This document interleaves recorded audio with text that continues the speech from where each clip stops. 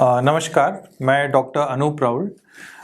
मैं Sahyadri group of hospitals Pune में consultant medical geneticist इस पदवी पे काम कर रहा हूँ। जेनेटिक खराबियाँ हम 3 लेवल्स पे क्लासीफाई कर सकते हैं।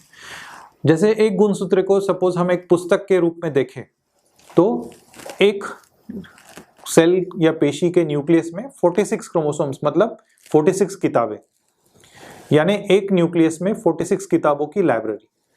एक क्रोमोसोम मतलब एक किताब, और जो किताब के अंदर पूरा टाइपिंग है उसको हम डीएनए के अंदर जो ATGC जो न्यूक्लियोटाइड बेस पेयर है उसके पोजीशंस पे हम रखें तो वो टाइपिंग। तो जेनेटिक्स में जो हम खराबी क्लासीफाई करते हैं ये 3 लेवल पे इस प्रकार से होती है। या तो लाइब्रेरी के लेवल पे कोई खराबी हो, या तो किताब के लेवल पे, या किताब के अंदर। तो आइए समझते हैं ये कैसे हो, किस किस प्रकार में खराबी हो सकती है। लाइब्रेरी के लेवल पे ये हो सकता है कि कोई किताब ज़्यादा है, मतलब 46 की जगह 47 किताबें हैं, या कोई किताबें कम हैं, या किसी किताब में से कोई पेजेस दूसरे किताब में आ गए। मतलब लाइब्रेरी के लेवल पे गड़बड़, जो नॉर्मल 46 अरेंजमेंट होना चाहिए उसमें गड़बड़। ये हो गया लोअर रेजोल्यूशन। मिड रेजोल्यूशन मतलब किताब के लेवल पे गड़बड़, मतलब किताब में जो पेजेस है उसके अरेंजमेंट में गड़बड़ है, कुछ पेजेस गायब है, कुछ पेजेस आगे पीछे है, या किसी और किताब के पेजेस ये किताब में आ गए एक्स्ट्रा। ये हो गए किताब के लेवल पे, जिसको हम मिड रेजोल्यूशन बोलते हैं। या तो फिर आगे हम जाते हैं हाई रेजोल्यूशन पे। हाई रेजोल्यूशन मतलब किताब के अंदर जो कुछ टाइप किया हुआ है और टाइपिंग रिलेटेड एरर्स। तो टाइपिंग रिलेटेड जो एरर्स है वो या तो सिंगल अल्फाबेट पे हो सकता है, जैसे ATGC, या तो सिंगल वर्ड, या तो सेंटेंस, या तो पूरा पैराग्राफ, या तो पूरा चैप्टर। मतलब ये पूरा या तो डिलीट हो गया हो, या डुप्लीकेट हो गया हो, या कहीं रीअरेंजमेंट हो गया हो, पूरा जो जिस अरेंजमेंट में ये चाहिए वो पूरा अरेंजमेंट बदल गया हो, या कुछ और बीच में एक्स्ट्रा इंसर्ट हो गया हो जिसका यहाँ कोई संबंध नहीं है। तो अब हम समझेंगे कि अलग अलग लेवल पे अगर जेनेटिक खराबी है तो उसको किस किस प्रकार के टेस्ट से हम छानबीन कर सकते हैं या टेस्ट कर सकते हैं। तो अगर हम लाइब्रेरी के लेवल पे खराबी सोच रहे हैं तो उस लेवल को हम लो रेजोल्यूशन जेनेटिक टेस्टिंग बोलते हैं, जिसे अगर हमें देखना है तो हम कैरियोटाइप नाम की टेस्ट करते हैं। तो उसमें ये होता है कि हम ब्लड में से जो वाइट ब्लड सेल्स है उनको कल्चर करके उन पे स्टेनिंग कर स्लाइड्स बना के स्टेनिंग करके उसको हम माइक्रोस्कोप में देखते हैं। तो उसमें एक लिमिटेशन होता है कि माइक्रोस्कोप में हम उसको कितना मैग्नीफाई करें, उसका एक लिमिट होता है। तो इसलिए इसको लो रेजोल्यूशन जेनेटिक टेस्ट में हम क्लासिफाई करेंगे। तो इसमें यह है कि अगर सब माइक्रोस्कोपिक कोई अबनॉर्मलिटी है तो वो इसमें पकड़ में नहीं आएगी। तो इसमें हम ये देख सकते हैं कि किताबें सब बराबर है या नहीं, या किसी किताबों में कोई मटेरियल एक्स्ट्रा आया है, या कहीं कुछ कम है, या किसी किताबों में जेनेटिक मटेरियल का अदला बदली हुआ है। सेकेंड लेवल का जो जेनेटिक टेस्टिंग है जिसमें हमें हर किताब देखनी है, तो उसमें हमें देखना है कि किताब में कोई पेजेस एक्स्ट्रा है या कम है, या अरेंजमेंट में कोई गड़बड़ है। तो उस लेवल को टेस्टिंग को हम कॉपी नंबर वेरिएशंस ऐसे बोलते हैं। और इसको देखने के लिए हम या तो साइटोजेनेटिक माइक्रोअरेज टेस्ट का उपयोग करते हैं, या तो MLPA। ये दोनों अलग अलग टेस्ट है। एक में कवरेज ज़्यादा होता है, कॉस्ट इज लिमिटिंग फैक्टर। दूसरा एक्सेसिबल है, अफोर्डेबल है, बट उसमें बहुत ज़्यादा क्रोमोसोम्स एक टाइम में नहीं टारगेट कर सकते। तो this will depend upon what exactly want to check in that chromosome. और तीसरे लेवल की टेस्ट है जिसमें हम हर किताब के अंदर जाके टाइपिंग के लेवल पे हम एरर देखते हैं। तो उसमें हम बोलते हैं कि सीक्वेंसिंग। तो सीक्वेंसिंग अभी जो latest technology that is next generation sequencing, और उसमें जो गोल्ड स्टैंडर्ड है जिसमें हम कंपेयर करते हैं या वेरीफाई करते हैं उसको बोलते हैं सैंगर सीक्वेंसिंग या कैपिलरी सीक्वेंसिंग। तो सीक्वेंसिंग में डीएनए के लेवल पे जाके डीएनए के 2 स्ट्रैंड सेपरेट करके उसमें हर न्यूक्लियोटाइड का पोजीशन क्या है वो रेफरेंस या कंट्रोल के साथ वेरीफाई करके देखा जाता है कि दोनों डीएनए के स्ट्रैंड पे रेफरेंस के बराबर ही न्यूक्लियोटाइड्स का अरेंजमेंट है या कोई फर्क है, या कहीं कुछ एक्स्ट्रा न्यूक्लियोटाइड्स आए हैं, या कहीं कुछ कम है, या कुछ इंसर्टेड है। ये हम देखते हैं। तो हमें यह समझना जरूरी है कि हम अगर 3 लेवल पे टेस्टिंग कर रहे हैं तो हर लेवल पे टेक्निक अलग अलग है।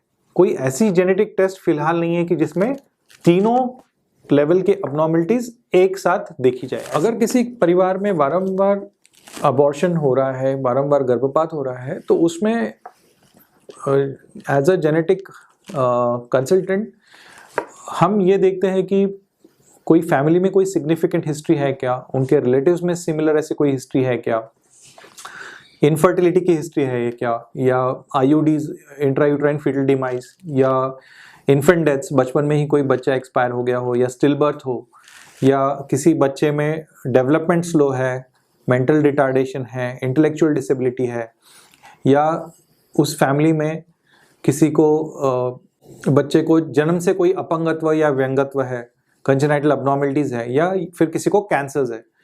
तो जब हम कुटुंब की बात करते हैं इन कॉन्टेक्स्ट टू जेनेटिक्स, सो हम जो अभी परिवार हमारे पास है जिसको ये बारंबार गर्भपात का प्रॉब्लम है, उसमें हस्बैंड के साइड में और वाइफ के साइड में दोनों में हम डिटेल में हिस्ट्री लेते हैं। जैसे अगर वाइफ है तो उसके मम्मी पापा, उनके भाई बहन, उनके नाना नानी, दादा दादी, ठीक है, और उनके जो बुआ, चाचा, फूफा, मौसा, मौसी, उनके बच्चों में जो अभी जो पॉइंट्स हमने देखे वो सारे पॉइंट्स की उन सब में डिटेल में हिस्ट्री लेते हैं। तो इससे ये पता करने के लिए आसान पड़ता है कि ये किस टाइप का जेनेटिक डिसऑर्डर है और हमें किस लेवल की टेस्टिंग करनी। दूसरा टाइप का जो जेनेटिक डिसऑर्डर जिसकी वजह से बारंबार गर्भपात होता है वो होता है फर्टिलाइजेशन रिलेटेड। तो जैसे हमने शुरू में देखा कि हमारे शरीर के हर पेशी में 46 क्रोमोसोम्स होते हैं, बट जब हमारे गैमेट्स बनते हैं, मतलब शुक्राणु और अंडा जब बनता है, तो उसमें केवल 23 क्रोमोसोम्स होते हैं। और ये इंपॉर्टेंट इसलिए है क्योंकि जब फर्टिलाइजेशन होता है और जाइगोट यानी एम्ब्रियो बनता है, तो उसमें 23 क्रोमोसोम्स माँ की तरफ से और 23 क्रोमोसोम्स पापा की तरफ से आते हैं, और एंड में फिर जाइगोट में 46 क्रोमोसोम्स बनते हैं। तो इस तरह हम देखते हैं कि एक डीएनए पापा की तरफ से आ रहा है, यानी 50% जीनोमिक मटेरियल पापा की तरफ से और 50% मदर की तरफ से। तो उसमें हमारे अंग है जिसमें शुक्राणु बनते हैं या अंडा बनता है, तो उसमें ये क्रोमोसोम्स का सेपरेशन होता है। तो इनके जो प्रीकर्सर सेल्स होते हैं, जैसे नॉर्मल सेल्स में 46 क्रोमोसोम्स है, जो स्पर्म और ओवम इनके जो प्रीकर्सर सेल्स हैं इनमें भी 46 क्रोमोसोम्स होते हैं।